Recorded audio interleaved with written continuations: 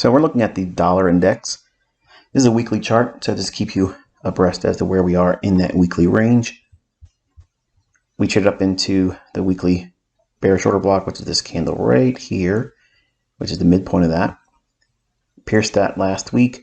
So far this week, we're just meandering around inside of the range of the weekly order block opening price in that mean threshold.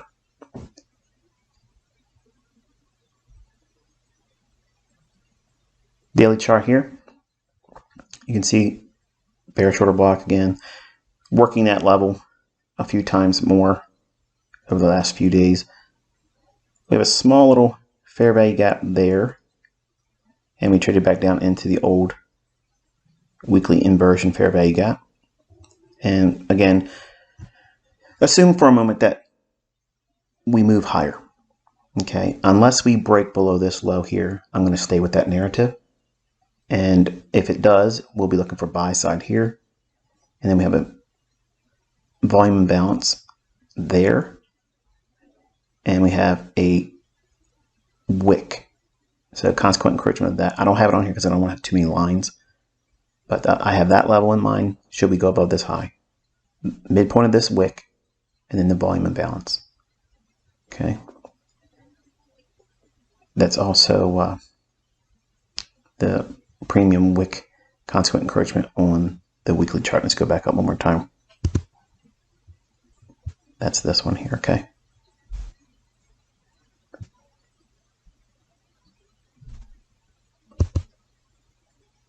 All right, so let's move down into an hourly chart for dollar index. Usually I don't do this with you, but we'll go into a little bit more detail here. So inside this swing low, all this price action, this is a swing on a larger daily chart, but we're looking at through the lens of an hourly chart. See this gap right here? Notice there's an absence of one over here, but look at all the back and forth price action. So we have only sell side here offered.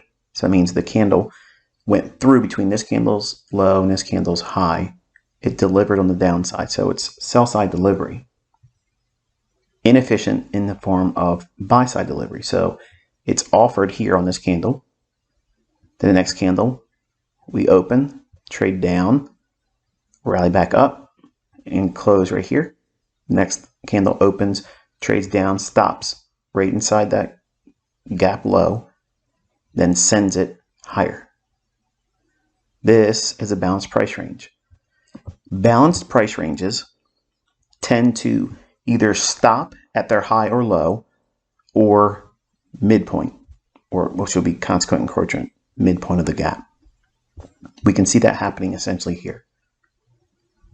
So this extended through, and again, this is the reason why it's not supply and demand, folks. We cut through candles to get to a narrative. The algorithm's going right back to this inefficiency.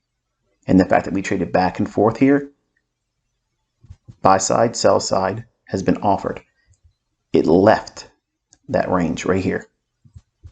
If it ever comes back down into it, it's highly unlikely that we'll trade to the low of this gap again and through it. So that's what makes a ICT balanced price range. We also have a imbalance here. I wanted to make sure I highlighted this gap, but this candle's low and this candle's high. That would be typically the shaded area here. So don't be confused. I'm not drawing it to here to make up the 60-minute fair value gap, which is in the form of a buy side imbalance, sell side inefficiency. So only buy side was offered here. Sell side was offered to it there. And then quickly after hitting the balanced price range, consequent encroachment, price immediately erupted to the upside, working up into this fair value gap in the form of a city, sell side imbalance, buy side inefficiency. Notice how many times it hits that daily bearish order block here. It's worked the level here, here, and here. And that mean threshold of the weekly bearish order block here at 104.54. That also has a small little bit of a inefficiency still remaining here. So we got as high as that candle here, but between this candle's high, that candle's low, there's a small little gap in there. So if you look at the high and the low and the higher high here, this down close candle, extend that through. That's a ICT bearish breaker. So you can see it being respected here, here, and even here. So it would be much more meaningful to me if we were to break that low here. Otherwise, I'm going to stick with the likelihood that dollar index will either consolidate or go higher. Either one, I could care less. Right now, I'm still neutral, and I'll explain more about that as we go.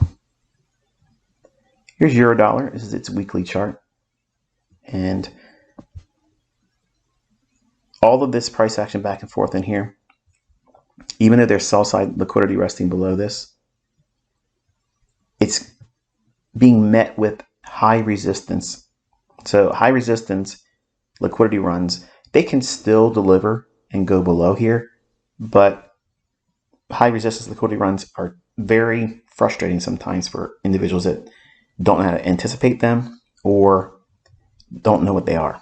So I teach you in my concepts to identify what a high resistance liquidity run is, so that way you can understand the distinctions between that and a low resistance liquidity run. Low resistance liquidity runs are high probability and they are immediate gratification. They just immediately run to your objectives. It's very fun to trade them.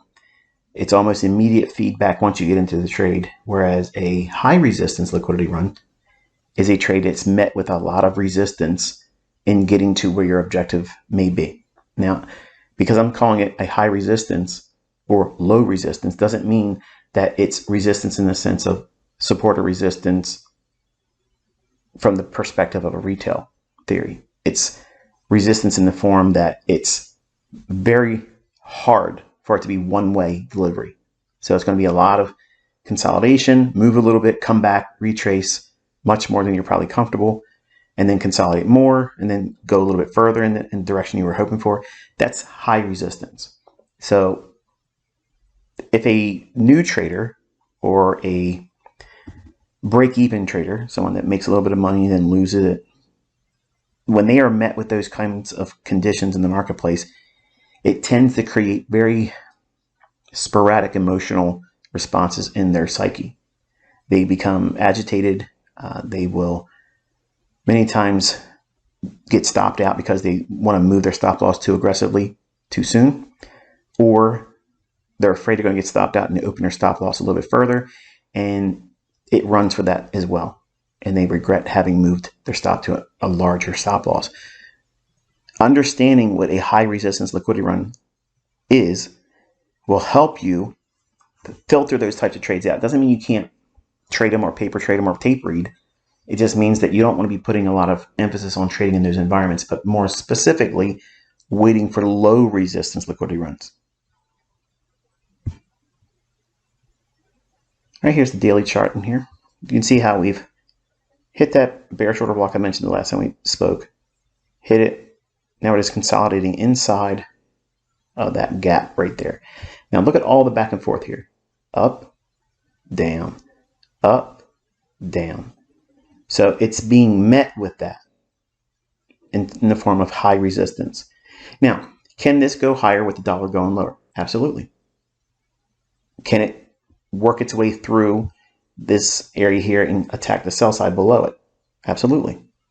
But because it's not one-sided, because it's not so heavy-handed, or because I can justify both sides of the marketplace right now, it's a neutral position for me.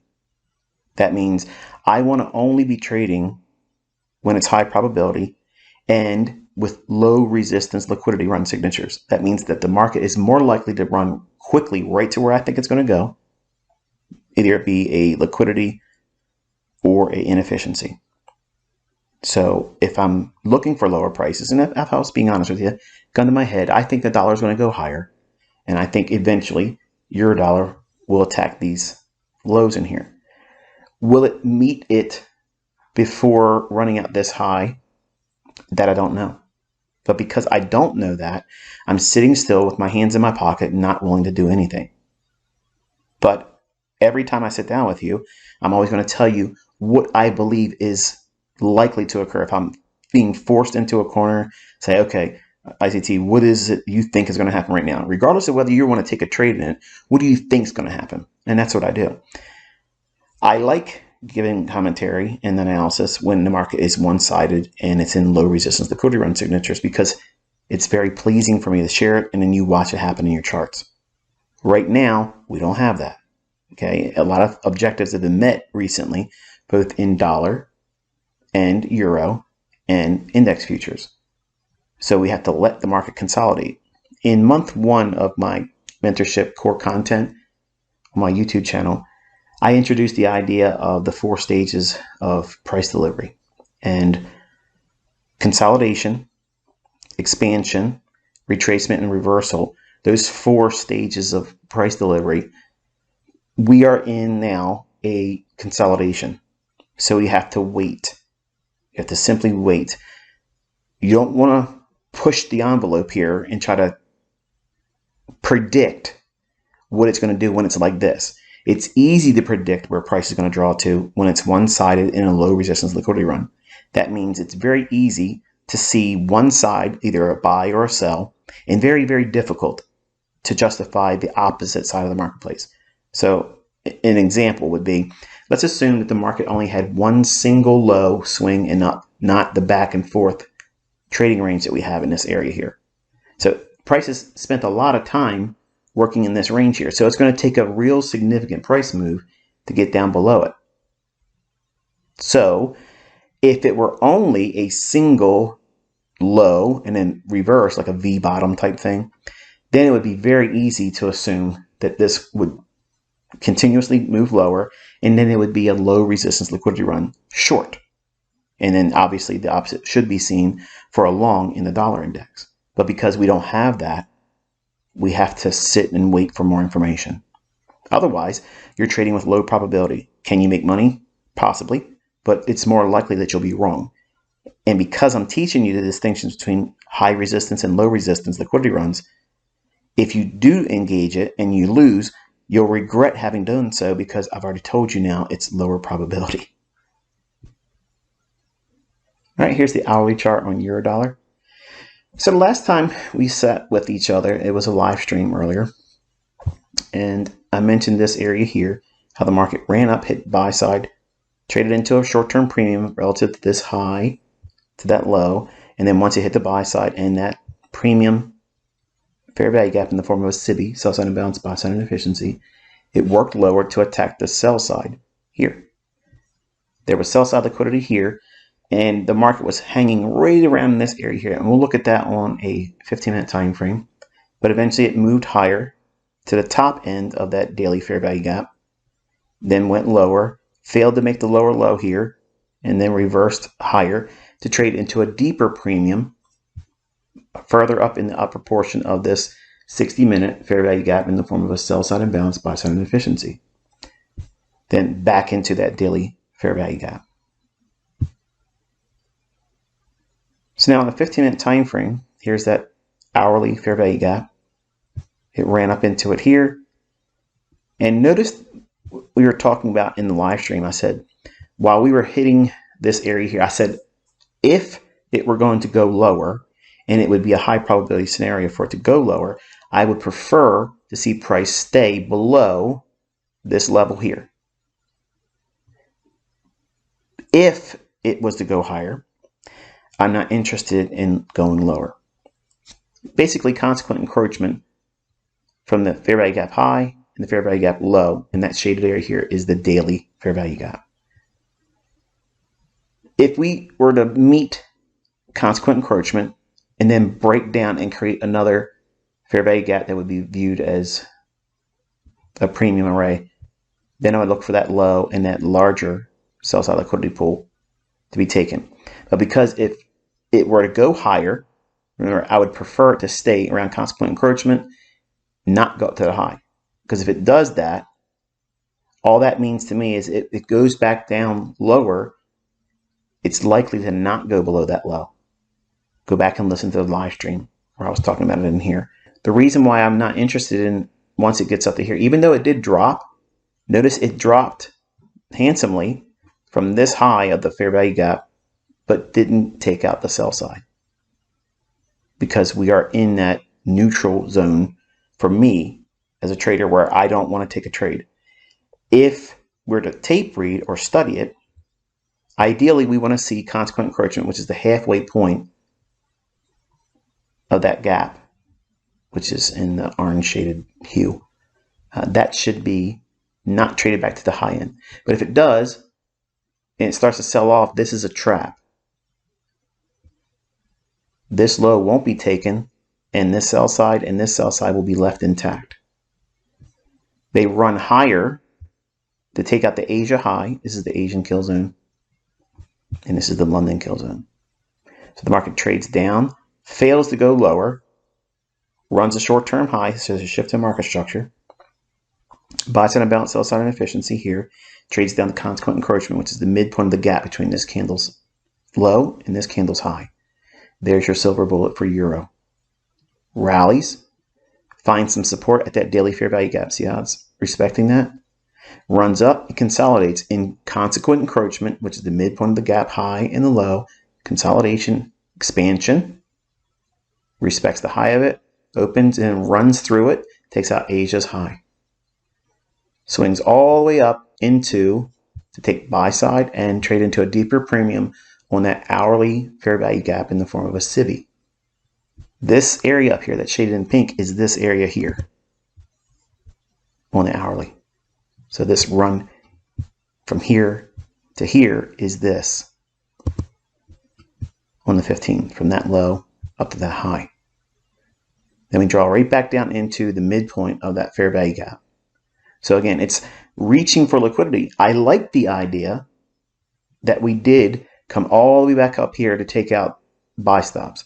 To me, I think that favors a continued move lower because they left this low and they left a larger pool of liquidity. Again, I'll take you right back up to that's this low here. So there's sell side here and there's a little bit of a gap right there. You can notice that. The little trading view icon thing's in the way, but this candle's high and that candle's low. That's a buy side imbalance, sell side inefficiency, and you have sell side. And you have relative equal lows here. So we came all the way back up to take out the buy side. All of this is efficiently delivered. So if it was the trade up to the high end of that, that would have been perfect. But it left a small little portion in there and broke down. I want to see it run for the sell side here and here. So I'm thinking 106.60 and maybe lower. That's what I'm looking for going into London, into New York tomorrow. That's what I would favor. That does not mean I'm trading it. It just means that that's my gun to my head. That's what I believe based on what I'm looking at here. If I'm accurate about dollar going higher, that's what I would expect to see. Okay, so don't bet the farm on it. I'm just telling you what I'm seeing in price action. All right, ES, E-mini S&P June contract will be rolling over into the September contract here shortly. But for now, we're just looking at the June contract. So this gap in here is what I said we would draw up into. We obviously did that. And we're looking at the weekly chart, and the candlestick is represented as such here. So we hit the high of that gap, and then we've been banging around inside that, which is typical. When price runs to a higher time frame target, lower time frame candlesticks and charts will move into a consolidation profile. Consolidation profile after multiple markets have met their objectives. As I mentioned with the dollar index, it's traded up into our premium objectives. Euro's traded down into our discount objectives, and ES has traded into its premium objectives. So when that occurs, the market will tend to do what? Consolidate, which is why I'm saying I'm neutral. So you can see how there's a relationship between how I teach market profiles, not market profile in the sense that you think it is, but profiles in the sense of like schematics, a roadmap, if you will. Okay, typical behavior or performance by price, something that looks familiar. That's generally what I'm trying to get at. And I taught and gave out specific schematics for weekly profiles and daily profiles. So you can see what type of performance price will behave like because the algorithm will tend to follow those types of profiles. And right now, because the market has met our objectives that we've been looking for a couple weeks now, it just sits still for a little while and just consolidates. It doesn't mean it's going to reverse. It doesn't mean it's going to explode and continue. It just means that we wait. We wait for more information. Now, what I do notice in here, there's a volume imbalance in here, right there between this candle's close, this candle's opening, and we're inside this gap here. It would be fine for it to drop down into that area there, so around 42.40-ish, and that still would not break the structure that would, if it was going to go higher and move like it did in NASDAQ, this high here where there's buy side, that would be the next draw on upside. But short term, it may consolidate or retrace down into this area right in here. That's a volume imbalance. And I don't want to have too many lines on the chart, but you want to have that on yours. In the event that we do retrace lower, it might want to draw into that area. As long as we stay above this candle's low. Why am I picking that candle? We've already worked inside these two down close candles. That's your bullish order block consecutive down close candle. It traded down into that and repelled price higher. If it was the color outside the lines of this volume imbalance, which is that white shaded area, it can trade down into consequent encroachment of this candle's tail. So about right there, which is essentially the low of that volume imbalance. It can go a little bit past it, somewhat, but I don't want to go below there. If it trades below it, doesn't require a close. If it trades down below that, then I would be more reluctant to anticipate that high being the next run on liquidity. Okay, so in layman's terms, I'm expecting it to consolidate inside this white shaded area, allowing up to a retracement into this area here. Worst case scenario, half of this candle's tail, but not below that candle's low. Okay, so as long as we're remaining above that candle's low right there, I'm staying with the idea that we could potentially go higher like we've seen in NASDAQ. Everything can change overnight going into tomorrow, but based on what this chart's showing you right now, that's my opinion. Daily chart here for ES, we have a fair value gap in here. Shift in market structure, drops into a fair value gap, rallies up and into our gap. So in the upper portion of that volume imbalance on the weekly chart, which is that white shaded area, and that specific area where there was no trading, it's worked its way up in there. And now look how it's just hanging around in there. See that? Interesting, isn't it? Watch what happens when we drop into a lower time frame. Here's the hourly chart. This blue line is the high of that weekly gap. This blue line is the low of that weekly gap. The white shaded area is the volume imbalance. I'm drawing your attention to this wick right here in its midpoint, which is consequent encroachment. So this is a discount array because it's below market price. Let's play devil's advocate for a moment, and let's assume for the sake of discussion that the market does in fact want to go higher. It could trade down into this area here and then run for buy side. Notice how they left clean highs here. So that looks like perfect textbook resistance. I don't like that. I never like that. Smooth edges like to be made jagged. Okay, I have an expression, I say it many times, and I think that this will be disrupted. Now, how and when it will occur, we have to watch and see what price does at each kill zone, okay, or specific times of the day where we like to trade. So I want to see, do we respect price at this discount, consequent encroachment of that wick? If it runs through it, there is another wick right there. So this midpoint of that one, you want to draw that out in time too. It's also basically these highs. Now, what I don't like about that is I don't like it going back down to these relative equal highs because that's treated as what? Resistance, turn, potential support, right? I don't like that. So take us back into that higher time frame daily chart. Remember what I said about 42.40? 42.40 is in that volume imbalance on the daily chart. So it could trade down into and below these highs here if it really wants to be aggressive. Trade down through that all the way to the low of that volume imbalance on the weekly chart, which would take us into this area right here. Right there. Okay, so just be mindful. I don't have like an affinity for like these levels here. Draw that out in time, and if it comes down to it, we'll treat it as support. And I don't see that as resistance. Okay, I think this is like knocking on heaven's door. So they may need to take it down deeper to try to sell the idea that this is resistance, and then come back up later on and break through this here like gangbusters. This area here, I don't have a 4-hour chart tonight, but I added the notation that we showed this in a live stream the other day, yesterday.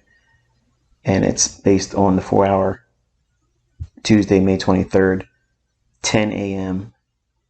Inversion fair value gap. So you can watch the live stream, you'll see it was there.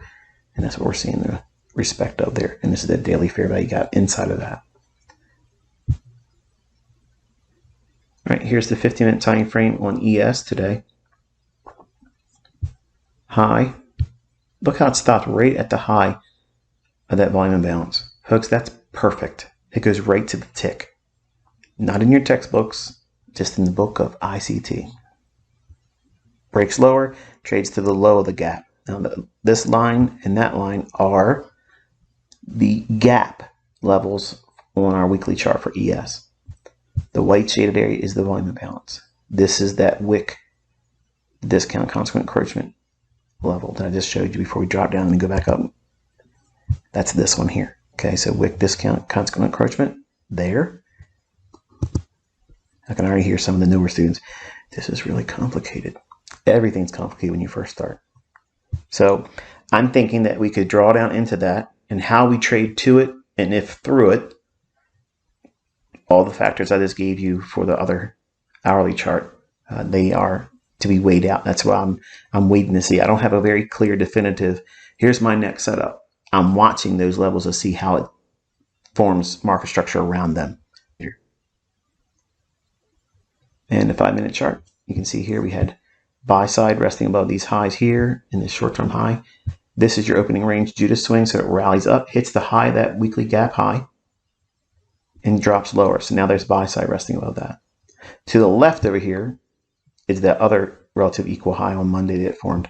So over here, you can see how you hit it, broke lower, drew back into current new week opening gap, came back up to it, new week opening gap, and then rejected, traded down to the weekly gap low, and then consolidated around it. Notice that this low to the high in this range here, it's essentially hugging that weekly gap low.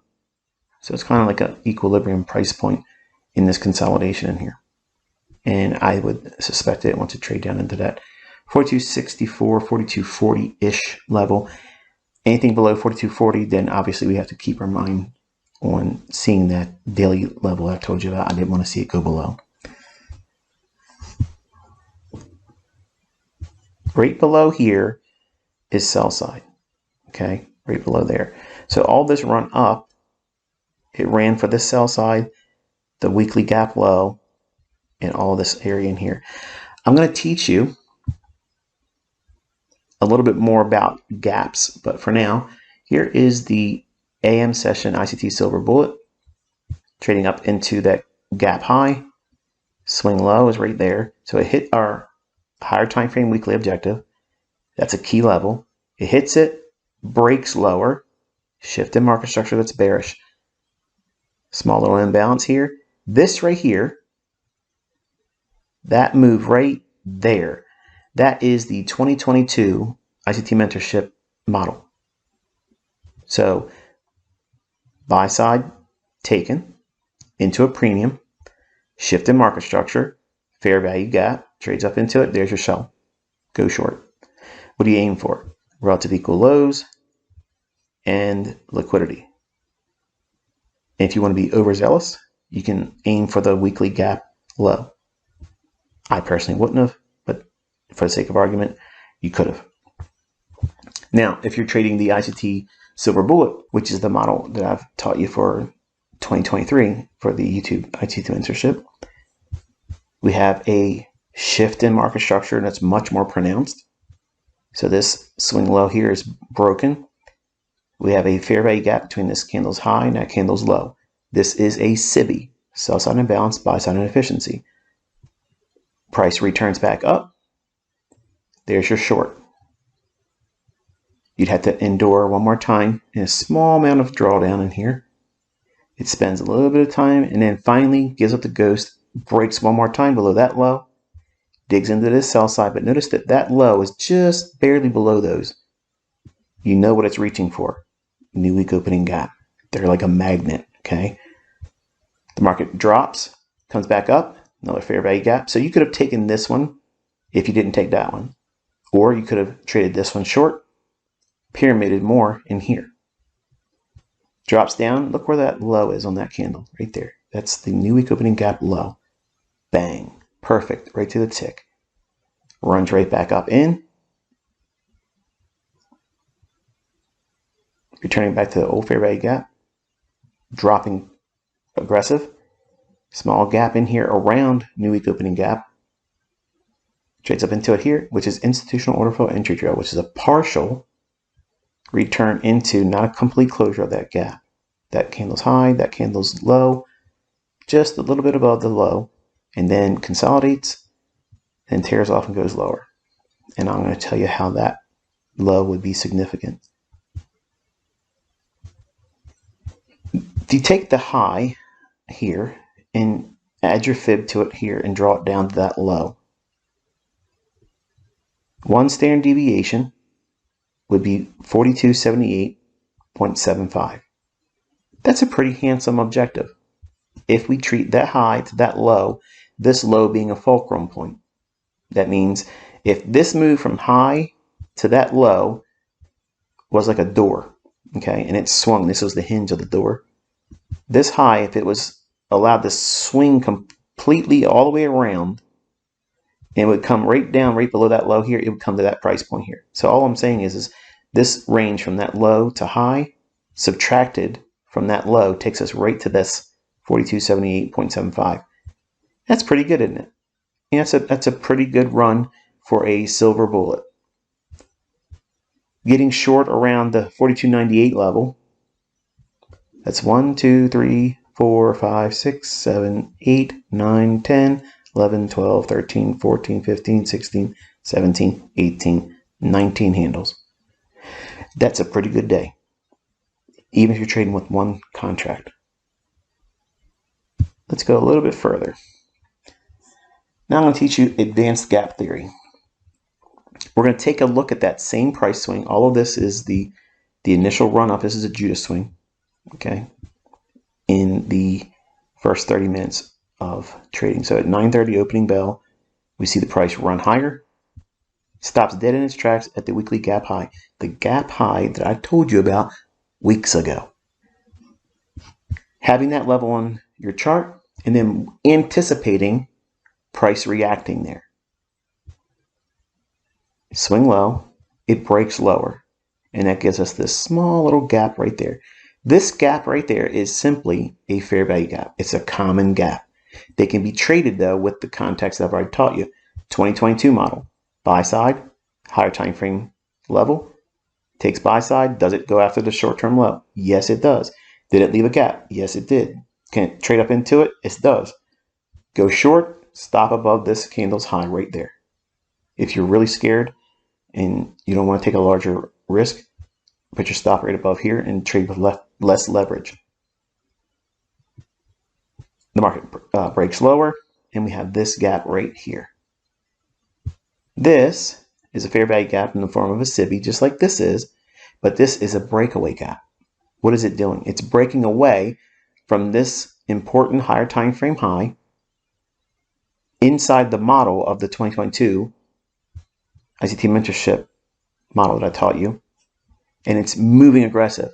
So we have 1, 2 times there's a shift in market structure that's bearish. This is a breakaway gap. Breakaway gaps must have some context as to why price should see. For instance, this is a bearish breakaway gap. It's breaking away from a level that we would already anticipate being some measure of short. Okay, some context around this level, we would expect to see some kind of respect of that level. Okay, so it's a higher time frame weekly gap high. We've already been there on Monday, repelled lower. We created a short-term high prior to it here and then ran up to it there, and then it took that low out there. Left the gap. That in itself is the 2022 model. Then it breaks again. Returns back into it here. What did it leave? Relative equal lows. So there's your fulcrum point from low to high. You may have missed the 2022 model entry here. No problem. Return back into this gap here. Breakaway gaps tend to leave a portion of the gap unfilled. From this candle's low to this candle's high, it retraces all the way up into this level. So between these highs of these candles and that candle's low, there's a small portion that's left open. We would expect to see that. If this is going to be a gap, say you went short into it here, and you're seeing it and watch it in here. Your stop, if you were shorting in here, would be above this candle's high. Not fearing any return back into this, because we have had two shifts in market structure. This return in here, you're anticipating while entering the trade. You're expecting this portion to stay open. If it does, you want to see that happen anyway for your trade. But if it doesn't and it completely fills it in, that's not a breakaway gap. Then it may need to come back up and tap this one more time. So if you were to get stopped out, you have to wait for it to hit this fair value gap and then break one more time, create another imbalance or fair value gap, and then use that to go short. So what I just taught you is how you navigate. If you're wrong and it doesn't become a breakaway gap, you wait for it to trade to the higher time frame fair value gap and then break lower again, create another fair value gap, and then treat that as a potential later breakaway gap. But the context is it's running up here to get traders thinking it's going higher, bullish. Okay, from this low up to this high, and here this looks like a bull flag. I guarantee it to most retail traders. And when it went above that high here, that validated everyone thinking that it's a bull flag. Then it broke lower. Now, if you didn't have that weekly gap high, you would never understand what I'm showing you here. But you've known that level for weeks.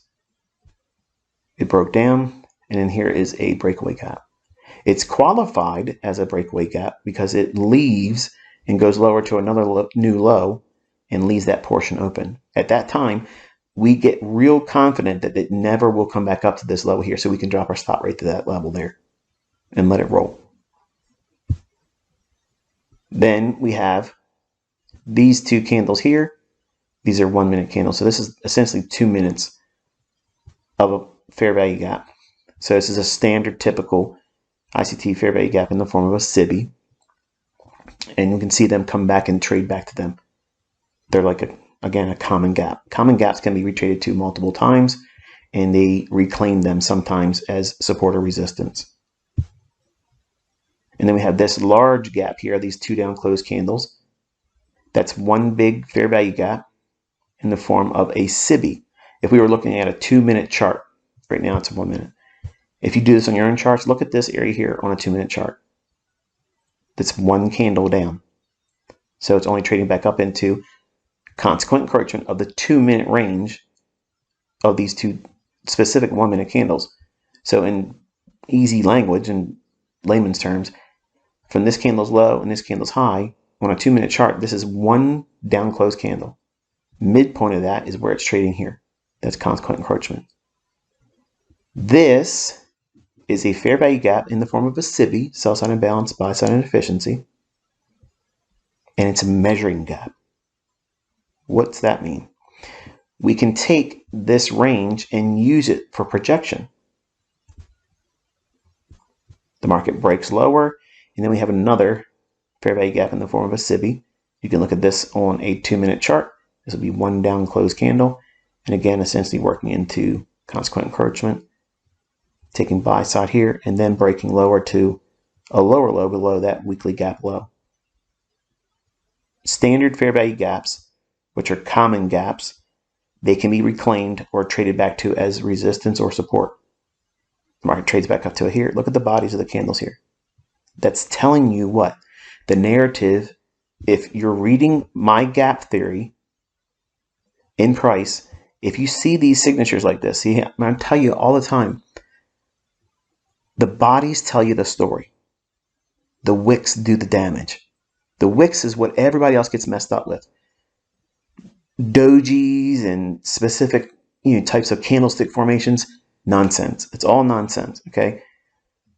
Reading price action naked with time and looking for these types of signatures here, the open and close of these two candles here are supporting the idea that this low of that inefficiency is being respected.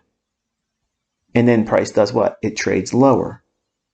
Where does it trade to? Below the sell side here, but not some random level.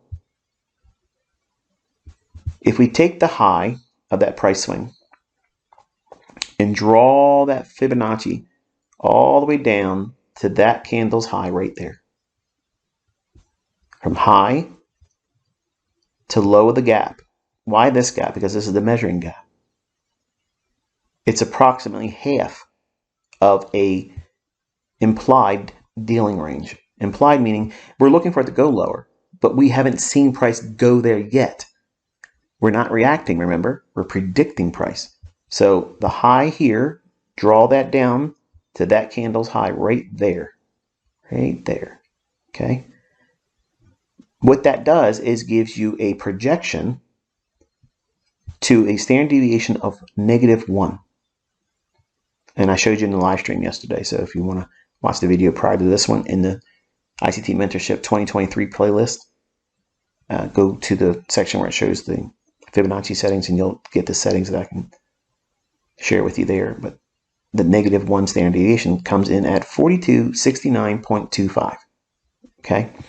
I screenshot this so that way I had my cursor right underneath there. So that way the data that you see up in the upper left-hand corner here, the low comes in exactly at 4269.25. Folks, that is the daily low to the tick.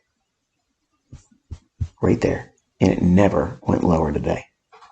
Even after the hour session, didn't go lower. So this is my ICT swing projection theory. When I break the market down, see, gaps are just like a PDRA matrix. They have an hierarchy, okay? You have a breakaway gap.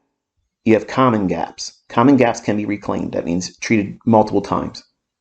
Measuring gaps tend to leave a portion open, just like a breakaway gap.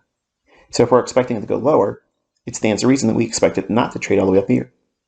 And if we're expecting it to be a measuring gap, guess what?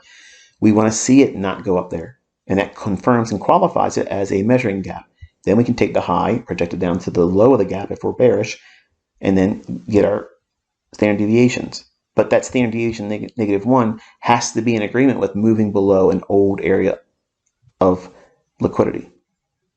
So that's between these two things makes us have the precision, okay? It's not simply you take a fib, put it over two different price swings, and then you're going to get the same math that I have. But understanding that gaps have an hierarchy, okay? And this is how I qualify my gaps. Every time you watch me do a recorded trading episode where I'm going in, I'm trading live data, and I'm pyramiding and adding and pyramiding and adding, and I'm taking partials off, and I'm looking for a specific level, and I'm using this logic here when I'm drawing out, when I say I want to leave this, see this portion of the gaps they open. I want to see this portion of the gaps they open. Ideal if it leaves this portion open, unfilled. It's this theory I'm teaching you right here. Okay. Common gaps are a fair value gap that can be reclaimed, treated as support and resistance. We see that here. It comes back up and bangs it and trades lower. This gap here, projected through all this mess here. It's not supply and demand, folks. Sam Seiden has no idea what this is. Trade up into it here. The bodies of the candles respect that candle's high right there. Perfect.